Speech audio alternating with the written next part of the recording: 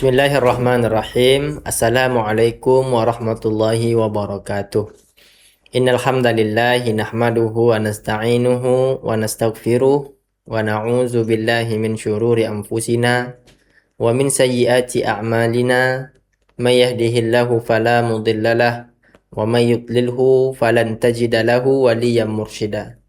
Asyhadu an la ilaha illallah wahdahu la syarikalah wa asyhadu anna Muhammadan abduhu wa rasuluhu la nabiyya ba'da amma ba'du.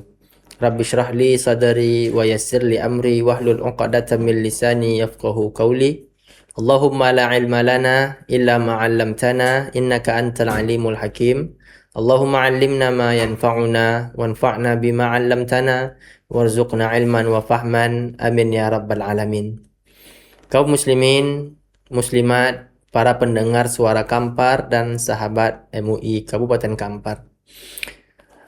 Ada seorang pengusaha besar wafat 2016. Namanya Solah Atiyah. Ketika beliau wafat, ribuan orang rela untuk tidak berangkat kerja, hanya ingin mengantarkan jenazahnya sampai ke liang lahat. Beliau bukan ulama besar yang memiliki banyak jamaah. Beliau bukan pula seorang presiden yang mengikuti pengikut setia, atau bukan pula seorang pemimpin. Tapi tak kala beliau meninggal dunia, ribuan orang menangis atas kepergiannya. Kenapa begitu? Karena beliau adalah seorang pengusaha yang berbisnis bukan sekedar untuk mendatangkan keuntungan duniawi, tapi beliau tahu dari bisnis bisa mendatangkan keberkahan dan membesarkan agama Allah Subhanahu wa taala ini. Kajian kita pada hari ini adalah berkah Ramadan untuk pelaku UMKM. Kembali kita kepada kisah Solah Atiyah tadi. Seorang pemuda yang baru tamat dari kampus, kemudian ingin memulai bisnis. Beliau kumpulkan teman-temannya, akhirnya mereka berkumpullah dengan jumlah 9 orang.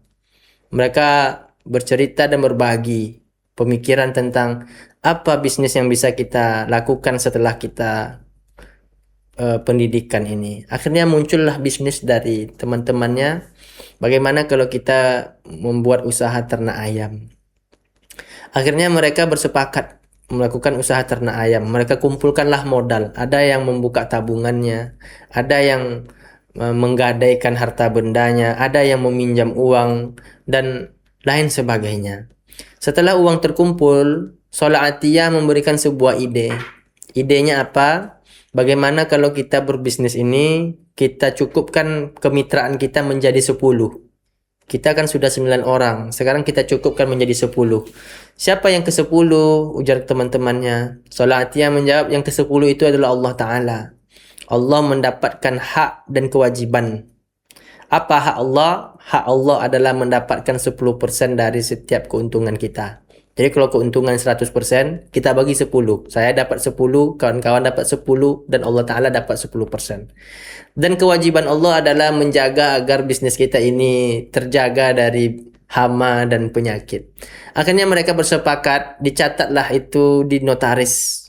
Berjalan beberapa bulan, ternyata bisnisnya luar biasa. Keuntungannya banyak. Solah Atiyah menepati janjinya. 10% dia berikan untuk Allah Ta'ala.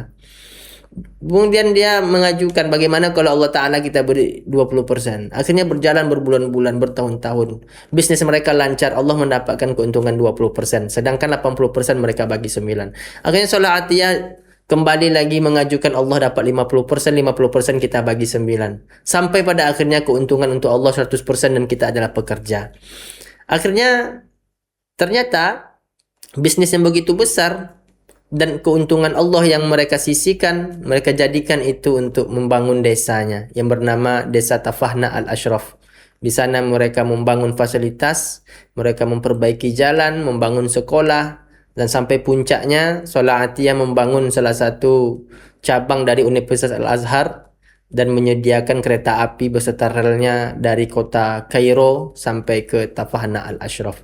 Kaum muslimin rahimani wa rahimakumullah, para pendengar Suara Kampar dan sahabat MUI, Solat atiyah ini adalah satu di antara segelintir umat Islam yang memahami bahwasanya bisnis itu sebenarnya bisa mendatangkan keberkahan dan memasukkan seseorang ke dalam surga. Bukti solat atiyah ini berbuat baik, orang-orang menangis ketika beliau wafat. Dan itulah wafat yang kita harapkan. Ketika kita wafat, orang merasa kehilangan karena kebaikan yang pernah kita lakukan selama kita hidup. Solat atiyah ini adalah pribadi muslim yang memahami ayat Al-Quran. Di dalam surah As-Saff ayat ke-10 hingga ayat 12, Allah Subhanahu wa taala berfirman, A'udzu billahi minasyaitonir rajim. Bismillahirrahmanirrahim. Ya ayyuhalladzina amanu hal adullukum ala tijaratin tunjikum min adzabin alim. Tu'minuna billahi wa rasulihi wa tujahiduna fi sabilillahi bi amwalikum wa anfusikum. Zalikum khairul lakum in kuntum ta'lamun. Yaghfir lakum dzunubakum wa yudkhilkum jannatin tajri min tahtiha al-anhar wa masakin thayyibatan fi jannati 'adnin. Zalikal fawzul azim. Nah, ayat ini adalah ayat yang luar biasa tentang bisnis.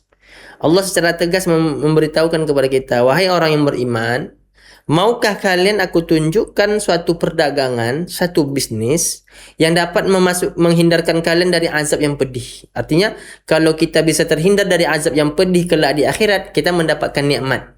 Kalau kita terhindar dari neraka, berarti kita masuk surga. Allah secara tegas mengatakan dalam surah As-Saff ini, ada ternyata satu bisnis, satu perdagangan yang bisa memasukkan orang ke dalam surga, menghindarkan dia dari azab neraka. Apa itu? Tu'minuna billahi wa rasulih wa tujahiduna fi sabilillahi bi amwalikum wa anfusikum. Zalikum khairul lakum in kuntum ta'lamun. Nah, Allah berikan langsung clue-nya. Kalau kalian ingin bisnis kalian dan perdagangan kalian memasukkan kalian ke dalam surga, maka yang pertama kalian lakukan adalah kalian berbisnis, dan dalam keadaan berbisnis kalian beriman kepada Allah, beriman kepada Rasulnya. Itu syarat pertamanya. Syarat keduanya apa? Wa tujahiduna fi sabilillahi bi amwalikum wa anfusikum. Yang kedua, kalian berjihad di jalan Allah dengan harta kalian yang kalian dapatkan dari bisnis itu, dan kalian berjihad dengan jiwa kalian. Zalikum khairul lakum in kuntum ta'lamun. Hal itu lebih baik bagi kalian kalau kalian mengetahui. Nah, kemudian di akhir ayat Allah katakan, yaghfir lakum dzunubakum. Kalau kalian berbisnis dengan beriman kepada Allah dan Rasulnya, kemudian kalian berjihad dengan harta kalian, Allah ampuni segala dosa kalian. Wa yudkhilkum jannatin. Allah masukkan kalian ke dalam surga, tajri min tahtihal anhar, yang mengalir di bawahnya sungai-sungai, wa masakin thayyibatan fi jannati adnin. Dan Allah berikan tempat tinggal yang baik di dalam surga Aden atau surga Firdaus. Zalikal fawzul azim. Dan itu adalah kemenangan yang agung. Kaum muslimin rahimani wa rahimakumullah. Ayat ini menjelaskan kepada kita bahwasanya kalau kita ingin bisnis kita itu memasukkan kita ke dalam surga, syarat pertama kata Allah tadi adalah beriman kepada Allah dan Rasulnya. Apa maksud beriman kepada Allah dan Rasulnya? Maksudnya adalah kita berbisnis, kita tetap mempercayai, mengimani segala apa perintah Allah dan Rasulnya. Allah Subhanahu wa taala misalnya mengharamkan berbisnis dengan cara menipu. Kita pahami itu. Justru itulah yang membawa keberkahan bagi perbisnisan kita dengan perdagangan kita. Bisnis itu kan tidak lepas dari tiga hal. Yang pertama dia modal, yang kedua produksi, yang ketiga distribusi. Kalau kita ingin bisnis kita masuk surga, kita dengannya kita beriman di setiap fase ini. Pertama dalam pemodalan kita bersihkan hartanya, adalah modalnya dari harta yang bersih. Yang kedua, kalau kita ingin produksinya dengan produksi yang memasukkan kita ke dalam surga, maka produksinya kita produksi dengan cara yang baik, dengan cara yang thayyibah, kemudian tidak merugikan pihak-pihak lain. Dan kalau kita ingin berdistribusi, berjualanlah dengan cara yang baik tanpa menipu, maka datanglah keberkahan kepada kita. Maka keberkahan itu kaum muslimin, dia sebenarnya tidak ada pada banyak atau baik di mata manusia. Orang yang hartanya banyak belum tentu berkah bagi dia. Orang yang umurnya panjang belum tentu berkah bagi dia. Betapa banyak orang yang terlihat buruk di mata kita ternyata berkah kehidupannya. Dan tidak ada hubungan panjang umur itu dengan berkahnya hidup. Imam Nawawi umurnya hanya 45 tahun. Beliau wafat, ketika beliau wafat sampai hari ini orang menyebut namanya. Betapa berkah umur 45 tahun itu. Harta yang banyak belum tentu membuat berkah. Korun itu hartanya luar biasa banyaknya. Tapi ternyata dengan harta yang banyak itu justru Allah murka kepadanya. Dan ternyata keberkahan itu tidak ada kaitannya dengan sehatnya badan. Nabi Ayub sakit tapi berkah kehidupannya. Kaum muslimin rahimani wa rahimakumullah. Kemudian Allah katakan, kalau kalian ingin perdagangan kalian memasukkan kalian ke dalam surga, wa tujahiduna fi sabilillahi bi amwalikum wa anfusikum. Kalian berjihad di jalan Allah dengan harta dan jiwa kalian. Apa maksud jihad di sini? Harta itu bisa mendatangkan pahala. Ada ibadah yang dia bisa dilakukan dengan harta. Ada ibadah yang dengan badan, ada yang dengan badan dan harta. Contohnya haji. Orang kalau tidak sehat badannya, meskipun hartanya banyak, dia tidak bisa juga berangkat haji. Tapi orang kalau badannya sakit, hartanya banyak, dia tetap bisa berzakat dan berinfak. Maka jihad di situ maksudnya adalah kita melaksanakan ibadah-ibadah yang berkaitan dengan harta itu sendiri. Mudah-mudahan bermanfaat dan mudah-mudahan Ramadan ini membawa keberkahan bagi kita dan terkhusus bagi para pedagang yang berbisnis, dan mudah-mudahan bisnisnya bisa memasukkan kita ke dalam surga.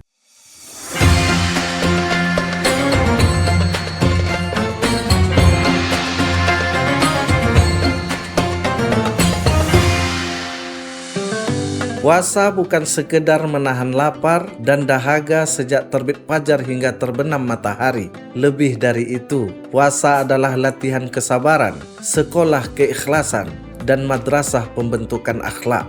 Dalam rasa lapar, kita belajar bersyukur atas nikmat yang sering terlupakan. Dalam dahaga, kita belajar sabar dan menahan diri. Puasa mengajarkan kita untuk menjaga lisan dari kata-kata yang menyakiti, menjaga hati dari iri dan dengki, serta menjaga perbuatan dari hal-hal yang tidak diridhoi Allah. Puasa juga menumbuhkan empati. Saat kita merasakan lapar, kita diingatkan pada saudara-saudara kita yang kekurangan. Dari situlah lahir kepedulian dan semangat berbagi. Sungguh, manfaat puasa bukan hanya menyehatkan tubuh, tetapi juga mensucikan jiwa dan mendekatkan diri kepada Allah Subhanahu wa Ta'ala. Semoga puasa kita menjadikan kita pribadi yang lebih sabar, lebih peduli, dan lebih bertakwa.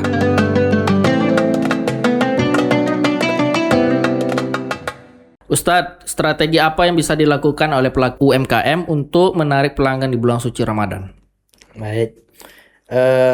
Pada dasarnya bisnis itu tentang bagaimana menciptakan strategi. Ada memang sahabat-sahabat Rasulullah SAW yang punya keahlian dalam berbisnis. Kita ambil contoh saja Abdurrahman bin Auf. Ketika beliau sampai ke Madinah, hal pertama yang beliau lakukan adalah di mana letak pasar, dia tanya dan dia datangi. Kemudian karena keahliannya berjualan, akhirnya beliau menjadi salah satu di antara sahabat Rasulullah SAW yang kaya raya.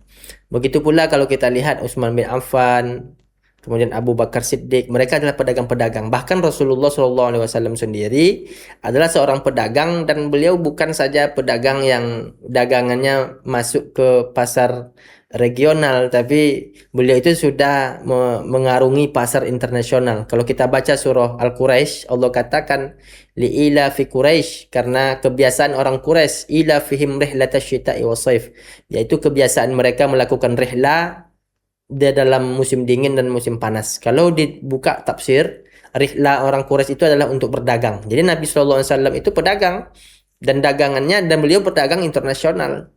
Beliau berdagang sampai ke Irak, beliau berdagang sampai ke Syam, sampai pada akhirnya kan pendeta Syam itu mengetahui ciri-ciri Rasulullah itu adalah Nabi, kan karena Nabi pergi ke Syam bersama pamannya untuk berdagang, dan beliau adalah pedagang. Nah, sekarang bagaimana, apa triknya supaya kita mendapatkan perdagangan yang lebih baik di Ramadan ini? Pada dasarnya kaum muslimin, seorang pedagang tentu lebih tahu bagaimana cara berdagang yang baik. Tapi ada satu keedah yang harus kita ketahui pada dasarnya.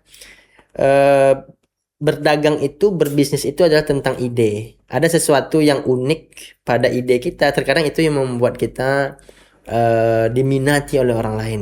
Justru hindari kalau misalnya kan kalau dalam ilmu ekonomi itu ada misalnya bisnis-bisnis yang termasuk dia kepada low barrier to entries atau bisnis-bisnis yang pintu hambatan untuk masuk ke bisnis itu rendah, namanya low barrier entries. Artinya kalau pintu untuk masuk itu rendah, berarti semua orang bisa masuk ke dalamnya. Jadi pada dasarnya hindari bisnis-bisnis yang seperti itu. Kadang kan kita FOMO terhadap satu bisnis, kemudian karena lihat orang ramai melakukan bisnis itu, kita berbondong-bondong pula untuk melakukan bisnis yang sama. Itu termasuk dia kategori low barrier entries itu. Itu bisnis yang orang bisa masuk, siapa saja bisa masuk dengan modal sedikit, tapi dia tidak paham bahwasanya ketika dia masuk ke dalam bisnis itu, justru bisnis itu tidak terlalu menarik di mata orang. Tapi pada dasarnya bisnis itu ya bagaimana kita menciptakan keunikan pada bisnis kita. Nah, kita harus pandai membaca bahwasanya apa saja kebutuhan orang di Ramadan ini, dan pada hari ini kita sudah berada pada zaman teknologi itu bisa mengalahkan tradisi kuno ya. Dulu orang kalau ingin berdagang dia harus buka lapak. Yang pada akhirnya lapak itu membutuhkan modal dan sekian. Tapi pada hari ini orang sudah berdagang dan berbelanja itu di market online. Jadi hari ini orang sudah tidak lagi mau pergi ke toko. Jadi orang sudah belanjanya di e-commerce gitu. Jadi kita harus paham itu. Kita harus mempelajari kalau kita ingin Ramadan ini mendatangkan keberkahan untuk kita dengan ide-ide bisnis. Ada banyak sekali ya ide-ide bisnis. Sekarang kita berpaku pada ide bisnis makanan saja ya. Padahal Ramadan ini kan kebutuhan orang ada banyak sekali kebutuhan. Dan kebutuhan orang bukan tentang apa yang dia makan ketika berbuka puasa saja. Jadi kita kaji saja, kita coba melakukan analisa terhadap keadaan di sekitar kita. Kira-kira apa yang dibutuhkan orang. Mulai dari dia sahur sampai dia sahur kembali. Jadi kita baca kebutuhannya apa-apa saja. Justru itu dengan kita bisa mempelajari pasar, kita mengetahui di mana letak peluang-peluang itu berada. Mungkin itu saja. Mudah-mudahan bermanfaat. Aku qauli hadza astaghfirullah li wa lakum innahu huwal ghafurur rahim wa billahi taufiq wal hidayah. Assalamualaikum warahmatullahi wabarakatuh.